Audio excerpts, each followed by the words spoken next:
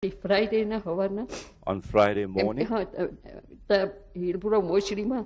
at the Hillbrow Tini body she tara mortuary. husband ne kevanu ke tini identity card laine avi They tini told body me that utkine lai jai. my husband should go and Pashi identify amer the sa body. doctor o kita te doctor o pashi eloko And Friday na pashi eloko the doctors pashi postmortem on Friday conducted a post-mortem. Wash boy je wash mortuary pa hai wash boy uto te wash boy And the watch boy at the mortuary 15 થી 20 minute થાય told પરંતુ હું 24 years થી that રહેલો છું. he First worked time there હું for છું કે 4 કલાક 24 postmortem કરતા years, થયું. and that a post-mortem normally takes Postmortem 20 કરીને એ minutes, લોકો મસ્જિદમાં but લાવે. this is the first time it had taken 4 પછી hours. જુમ્માની અઝાન થઈ. The call for Masjid prayer ગઈએ on પ્રભુ. Friday then went પછી on, નમાઝ પઢીને તે લોકો ઘુસલ દીધું. and ઘુસલ after દઈને પછી તે લોકો the ઘેર લાવ્યા. Friday prayer, તો પછી they ઠોકે bathed લોકો ઘેર the લાવ્યા. deceased તો તેને જોયો તો and તેને brought એટલો the deceased body home. I then saw the son. And I had noticed that he had been assaulted and was full of blood, and that the whole face was covered in blood.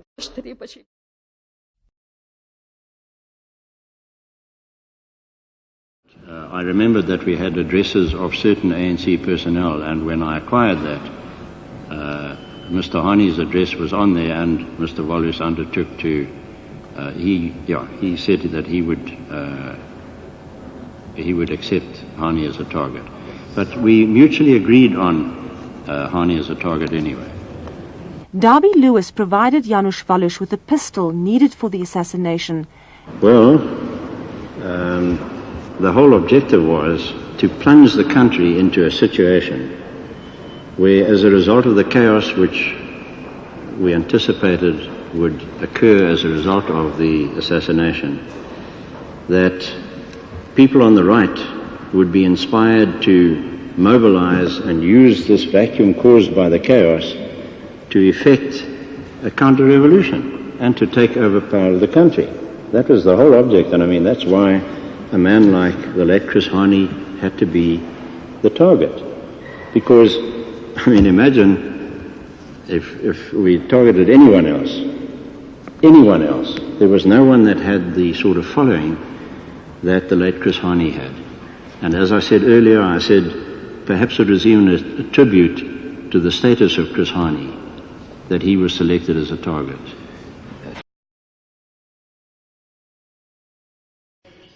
I took out the pistol from the belt, from behind the belt, and I shot first time in the body of Mr. Hani.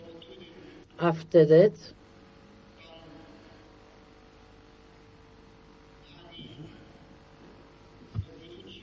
Mr. Hani turned.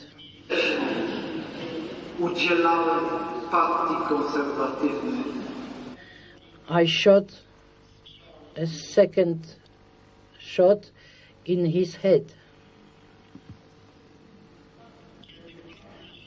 When he fell on the ground,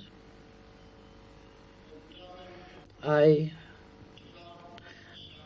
shot 2 times behind his ears. What unbelievable mechanisms of repression, of forgetting, of distortion perpetrators use of justification in order not to remember what they have done. When the victims come and tell their stories, it can remind the perpetrators of what they have done. And it's a very difficult confrontation, which really, I admire your process that you're doing it. I think it has never been done before in such a way. If we know about process of amnesties from the South American countries, it was not done on an individual basis. It was not done with names and stories. And I think this makes the process here such an amazing process, which will be for your coming generation something to learn from, because through these stories they will really know what has happened.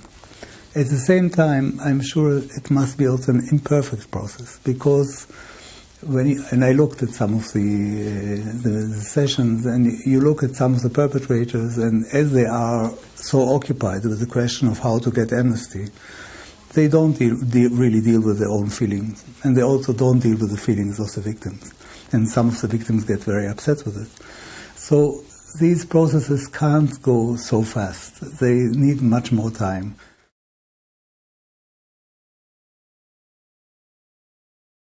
So there's still photographs of me with sometimes a white hanky around my face, throwing stones at the army on William Street, and then utter panic when I realised that the army had actually come in. I'm hesitating about using the word invaded, which is a loaded word, but they've come in. So to escape, I need to run back along William Street, take my left along Chamberlain Street, which takes me at the end of Chamberlain Street into the courtyard, where already Jaggy Duddy has been shot and is dying. So Jaggy Duddy is horizontal on the ground. In some strange way, I cannot admit to myself that he's been shot and is dying. It's like, or my knowledge of such situations before is rubber bullets. So I don't have knowledge, or maybe don't want to admit.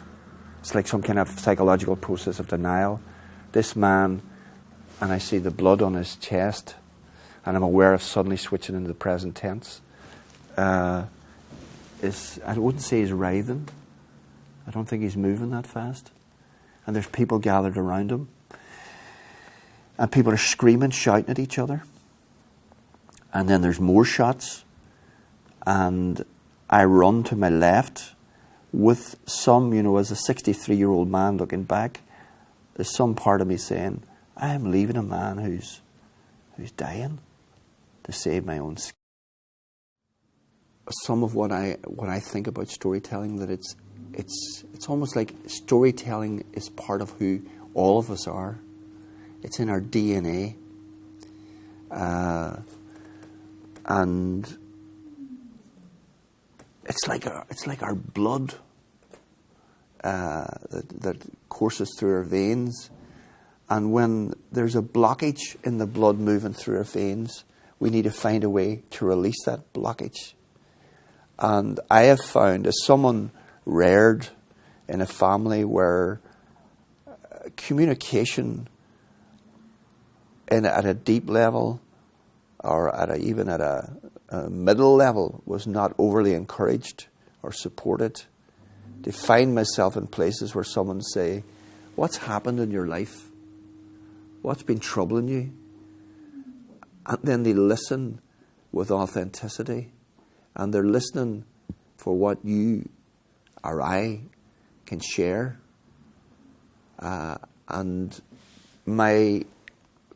quite usually my experience of that is that I feel a bit lighter. And going back to Bloody Sunday, if the only story in show, the only show in town, the only story in town was the Bloody Sunday story, and the paratroopers did this, somehow